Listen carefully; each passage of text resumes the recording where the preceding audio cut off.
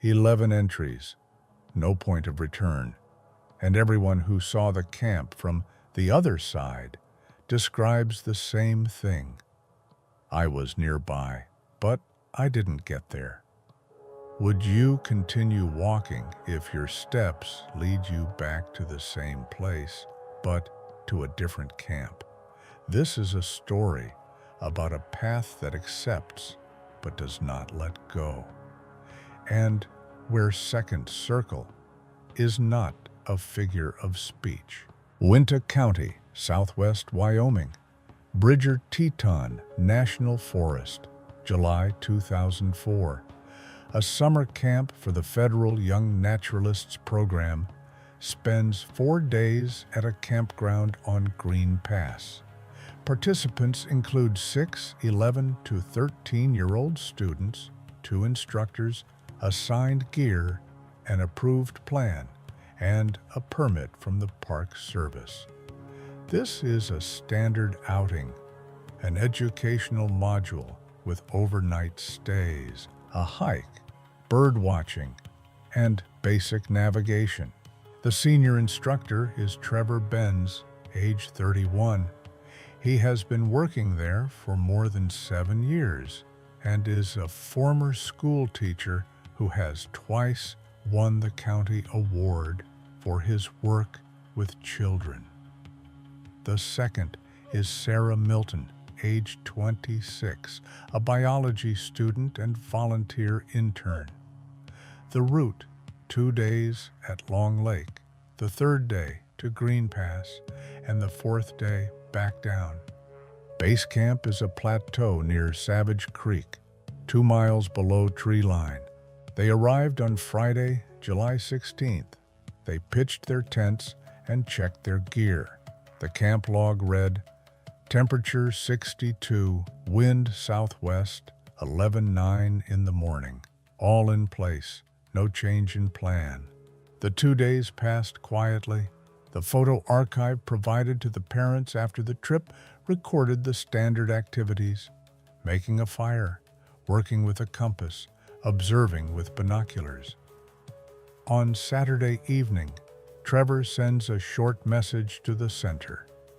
The camp is stable. The weather is according to plan. Tomorrow, wake up, feed, route. On Sunday morning, the 17th, Sarah was making breakfast. Trevor was up earlier. He was usually not in the morning photo frame, but he would show up later with a notebook where he kept a log of his activities. At 8:30, he was in the camp kitchen. 2 children testified to this. One of them, Jason, recalled, he said he was going to go see if the tent was stuck on the lower slope, like the wind might have blown it off. This is the last confirmed sighting of Trevor. When Sarah checked the site at 9 in the morning, he had not returned. There was a recorder on the table, a service one with a yellow camp mark, activated. There were 11 recordings on the screen. She turned on the first one, a regular log. Left 7:49, walking along the stream path. Sarah thought he was just dragging his feet, but by 11, it was clear he wasn't coming back. So she initiated protocol. She called the control center and activated the standard procedure for holding the children in place. The search team arrived at the camp that evening.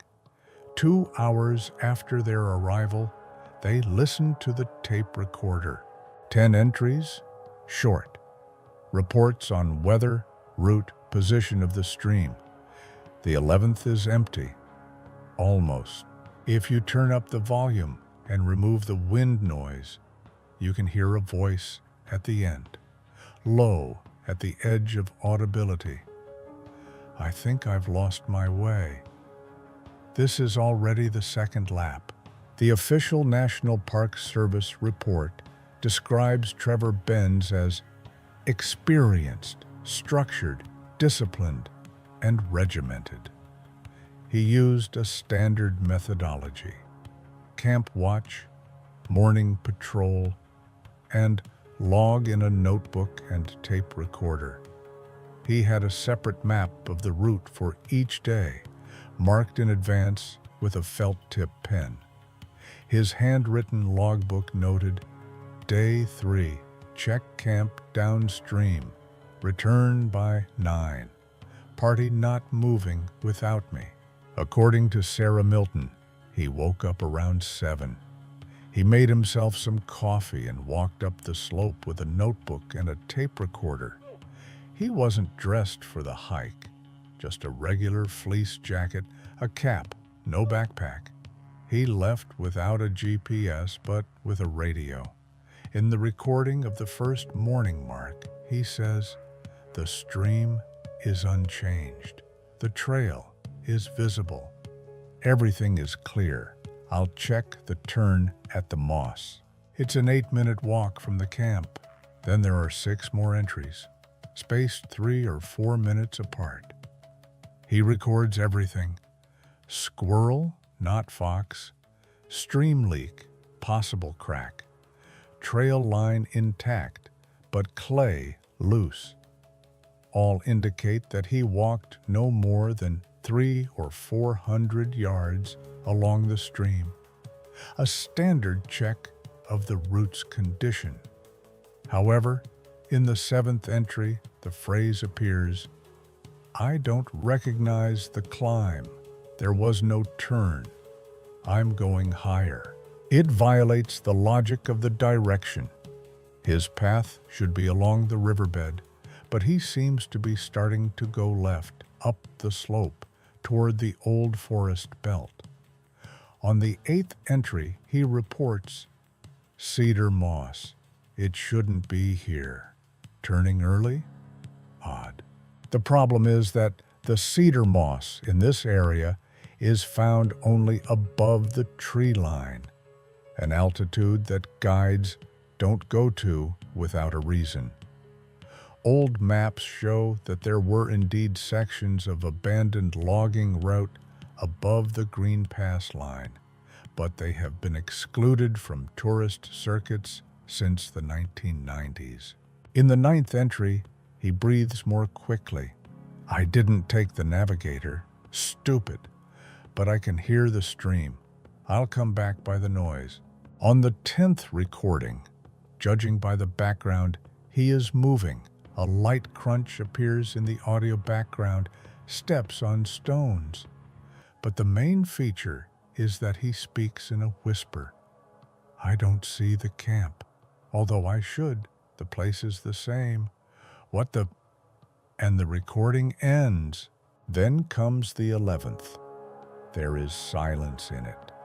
Technically, the file exists, but the voice signal is almost indistinguishable. Only at the very end, if you amplify it, can you catch a distorted fragment without background sounds. "I think I've lost my way." This is already the 2nd lap. Later, audio specialists will notice, in this last recording, there is no peak of the beginning of the dictation. It is as if the device turned on by itself, or the recording began when the recorder was already lying in the grass. The children at the camp heard nothing unusual. Sarah said that in 10 minutes she checked the food supply, chased 2 raccoons away from the garbage. Everything was calm, but when she approached the table, the recorder was lying on the tablecloth, switched on, and next to it was his notebook. The last entry in the notebook was 07:48. Launch down. Turn check. Contact via radio. Trevor didn't come on the radio. Requests for Ben's answer came every 10 minutes. No one answered. When the rescue party arrived, they first followed the route logic indicated in the recorder. The problem arose after only 30 minutes.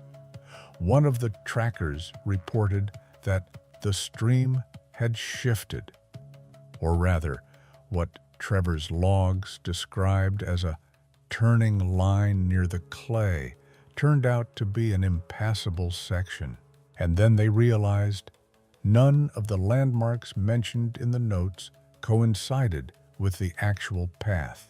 When Trevor Benn's tape recorder arrived at Uinta County headquarters, the first person to listen to it was Senior Search Coordinator Scott Delaney, a former forestry officer. He listened to all 11 tracks without editing. He said it wasn't just the lyrics that were alarming, but the structure of the recordings.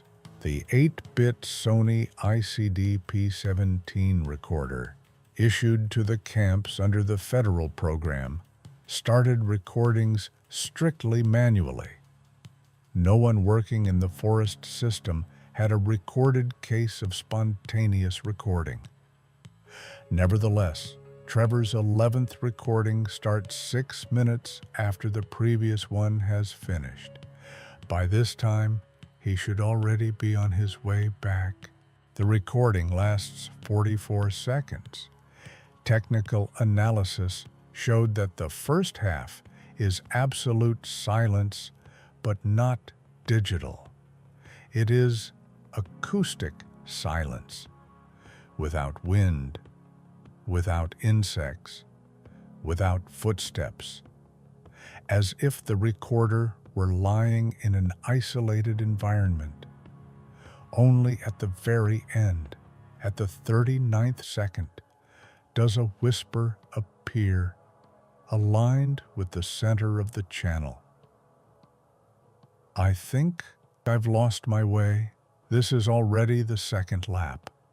And a sound similar to a short touch of plastic on stone. The engineers noted another detail. According to the acoustic model, the recorder was not lying horizontally. The resonance in the last 3 seconds indicates that the microphone was below the level of the voice source. That is, the recording could have been made when Trevor was above the recorder, or standing, and the recorder was lying on the ground. Logically, he should have had the recorder.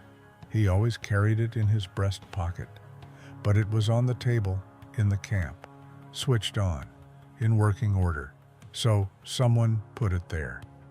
Or he came back himself, but no one saw it. When comparing the 9 previous entries, a strangeness in the landmarks was discovered.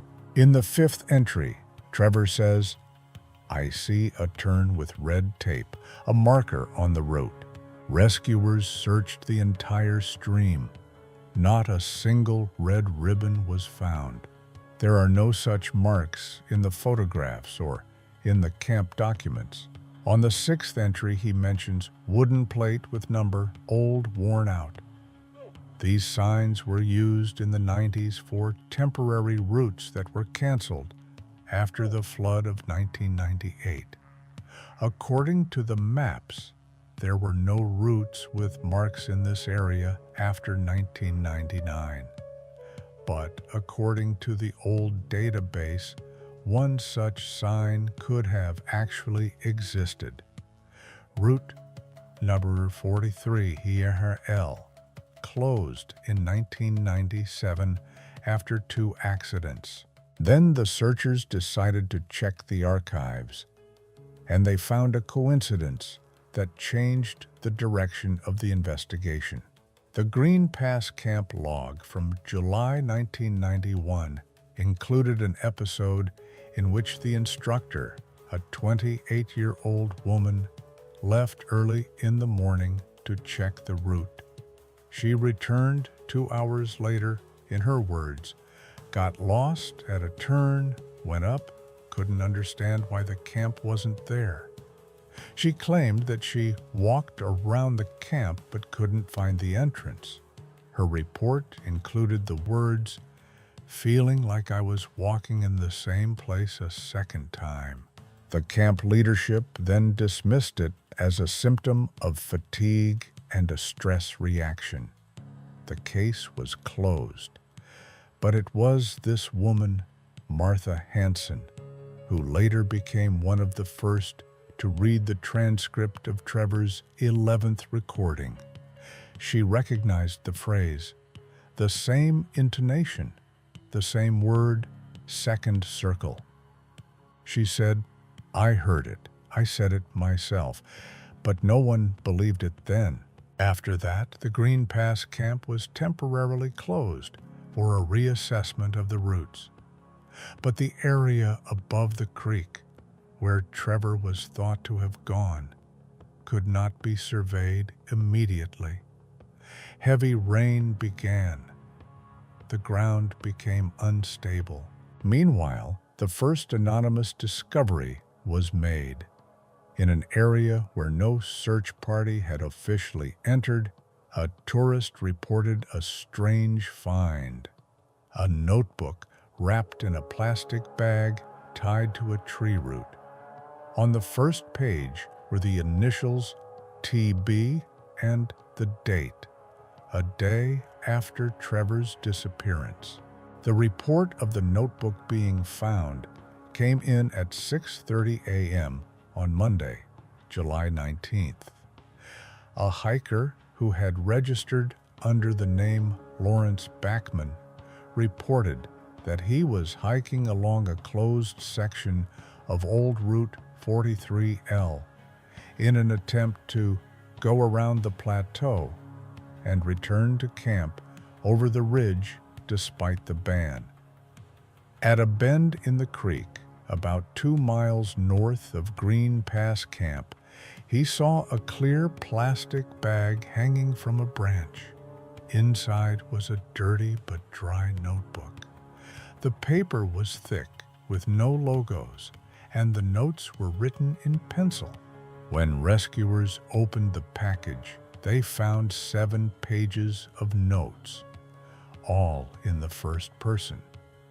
The handwriting was visually consistent with what was in Trevor Benz's work log, but the dates were 2004, July 18th. That's a day after he disappeared. I was walking along the water. The number mark disappeared. I think I made a circle. It seems like there was a turn, but I don't remember it. The coordinates don't match. The stream is the same, but the bank is different. I step. The grass is not trampled. If I find a radio, I'll pass it on. But I'm afraid they're not where I am. There are no voices. I only hear my own steps and the wind, as if playing backwards. The last entry is the shortest. It's lighter now, but the camp isn't responding. I went through the second line. Maybe I'll find them there. Neither second line nor circuit through the light were part of the camp's official terminology. No instructor used such expressions. They were not map language, but rather a personal system of reference. Lawrence Bachman later showed rescuers a photograph he had taken when he found the package. In the background, a little further down the trail, a figure of a man can be seen, wearing a fleece and a cap. The blurriness makes it difficult to say who it is, but the proportions and pose of the man resemble Ben's. Lawrence noted that he had not seen this man in real life, but only noted that it looked like there was someone in the photo. An examination of the photograph confirmed that the frame had not been processed. However, when the fragment was enlarged, it became clear that the figure's right leg did not cast a shadow on the ground, despite the direction of the sunlight. As the group walked north toward the site where the package had been found, another report came in from Camp Green Pass. Sarah Milton, who had stayed with the children, reported that one of the students, 12-year-old Aaron Kay, had said that morning, "I heard Mr. Benz pass by in the night. He said, 'It's late, I'll be back tomorrow.' but I didn't open my eyes. Sarah wrote down his words in her journal. The boy did not change his story. He claimed that he was awakened by the sound of a branch snapping next to the tent. A man was walking, and he heard a voice, and he recognized it without a doubt. But the camp's cameras installed around the perimeter of the tents, low-power IR cameras for recording wild animals, did not record any movement. However, one of the cameras, the one facing the western side of the camp, captured a strange image. It was taken with a 4-second exposure and showed a subtle blur, as if part of a shadow had blocked the lens at 3:46 a.m. When this moment was compared with the recordings from the dictaphone, it turned out that in the same time period in the 11th recording, a short grinding sound was heard, a sound that was previously interpreted as the body touching the stone. This means that the recording could have been made at the moment when he allegedly passed by the camp. And if this is true, the recorder could have been returned after his disappearance. After finding the notebook and a photograph of an unidentified figure, the search party focused on the northern sector of the camp, an area where temporary Route 43L once ran. The route had been closed since 1997 after a spring landslide. According to one of the district's senior rangers, the route itself disappeared. Literally, the trail had washed away, the wooden markers had rotted, and the marking cables had been removed. The modern map labels the area impassable, but Trevor's notes, especially his phrase, went over the second line, indicated that he either knew about the route or ended up on it by accident. The group entered Section 43L, accompanied by signalmen and a forester, with a copy of the 1993 archival map. The coordinates where Lawrence Bachman found the notebook were at the edge of an old descent, where the trail turned east, past fallen cedars and a rocky ridge. This is where the first failure occurred. 2 of the 3 GPS devices began to experience time shifts. The coordinate marks recorded in real time diverged from the reference on the base map by a distance of 40 to 80 feet. Experts describe this as desync with topography. That is, the devices recorded a point, but visually, the person was in a different place. Moreover, this happened only when moving down the trail. When climbing, the error disappeared. Where the trail supposedly opened onto an open slope, the group found another trace, a piece of plastic tag with a number on it. Half of it was worn away, but the legible part, 7B, matched the trail system used in temporary logging operations in the 1980s. It wasn't supposed to be there. 50 yards down the slope, there was a depression, as if from a seat. The grass was flattened, but there were no footprints. Nearby was a thin branch stuck vertically into the ground. On its tip were the remains of electrical tape. This must have been a temporary marker or landmark. On it was written in pencil, "Don't come back through the noise." While they were discussing the meaning, one of the radios picked up a short open channel.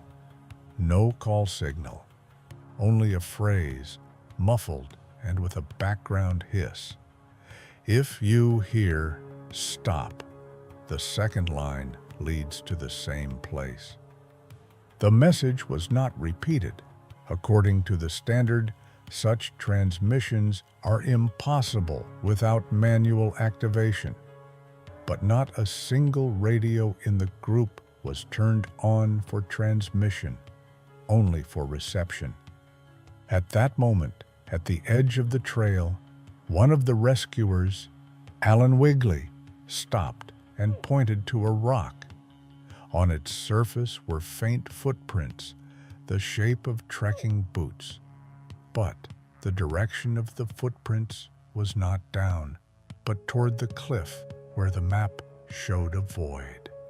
The cliff was about 20 feet high, but beyond it was a ledge, hidden from view. The only way down there was through a narrow pocket between the boulders. One of the climbers went there. 15 minutes later, he radioed, "Here, it's like someone made a campsite. Broken branches, charred moss, and paper. The paper was wrapped in food-grade plastic. It had only 2 lines on it. I saw the camp, but they didn't answer. Or was it not them?" After finding the note on the ledge, the group moved their search to an area previously considered too small to continue the route. An area between 2 boulders that forms a narrow pocket no more than 5 feet wide. According to the map, it is not passable. No official route has been laid out here. But it is from here that an unusual view opens up onto the plateau where the camp was located. The cliff overhangs at an angle. From this point, the camp can actually be seen, but from the side. 2 tents are visible, as is the table where the tape recorder was later found. Only the distance is more than 400 yards. It is as if an observer were looking at the camp, but not approaching. One of the investigators, a surveyor with 10 years of experience, would later put it this way: "It feels like the camp and this site are in the same landscape, but not on the same trail." That same day, the technical team compares the GPS track linked to Trevor's voice recorder with the routes taken on the day of his disappearance. And here comes the second serious anomaly. Trevor's first track from camp to stream matches the data, but after the 6th mark, the direction changes. It goes north, makes a turn, and, judging by the coordinates, goes about 200 yards. Then, a break. 15 minutes later, the next point is fixed, almost on the same line from which he came out. Then again, north, again a turn, and again, return. A loop is formed, similar to a circle, only without a closure. Visually, it looks like a person tried to leave the zone 3 times and returned to the same place 3 times. The difference in coordinates is no more than 20 feet. Technically, this could be a glitch. But when compared with the step frequency and the length of the movement, it seems as if the landscape itself folds the route. In the transcript of the second part of the voice recorder, not the one that remained in the camp, but the supposed one, judging by the landmarks mentioned in the found recordings, the experts found one peculiarity. Trevor stops using familiar phrases. The word route disappears. New ones appear. Contour, environment, the same forest. The outline doesn't change. I count the trees, the same. The steps are counted, but everything is the same. I heard a noise like water, but there is no stream. The birds are silent. This is not wilderness. It is like a test. No one could explain the word test. Some thought he meant check, but in combination with the previous statements, it sounds different. At the end of the recording, breathing, steps, a pause. Then, here begins the second circle. We must proceed differently. This is the last phrase in the recordings that could be recovered. That same evening, a report comes in from the helicopter pilot. While flying over the western part of the stream, 15 miles from the camp, a bright point was noticed, like a reflection of glass or metal. The coordinates are transmitted. The next day, a group set out there.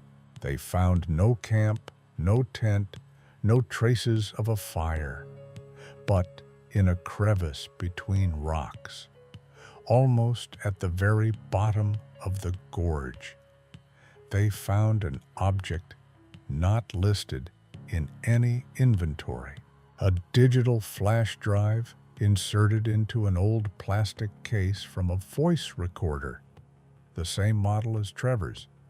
The case is marked TB2. There is one file on the map, no name. The recording lasts 13 seconds. If anyone hears, do not follow logic. The path does not return. I am near. But they will not know. When experts analyzed the flash drive found in the crevice, 3 questions immediately arose.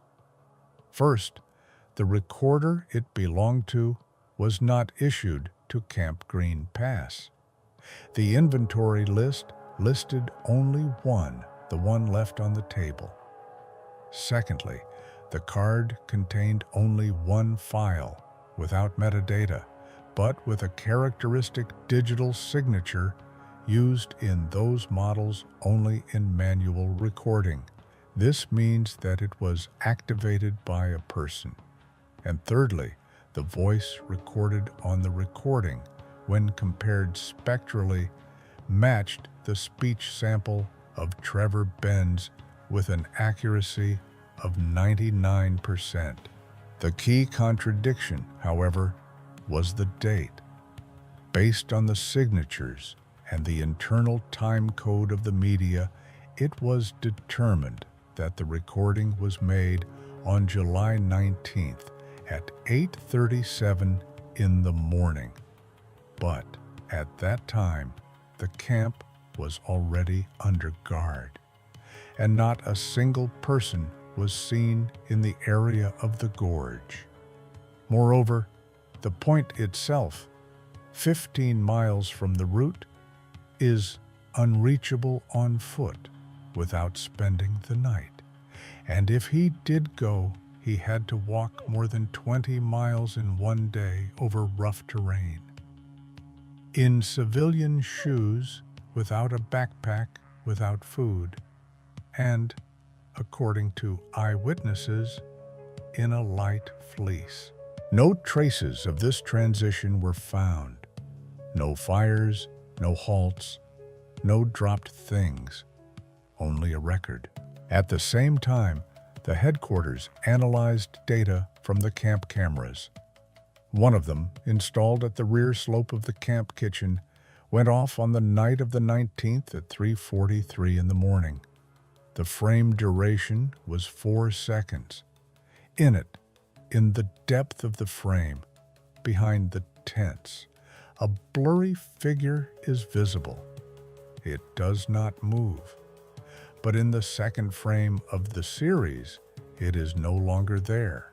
When the height of the object and the angle of shooting were compared, it became clear. This is a man about 6 feet tall.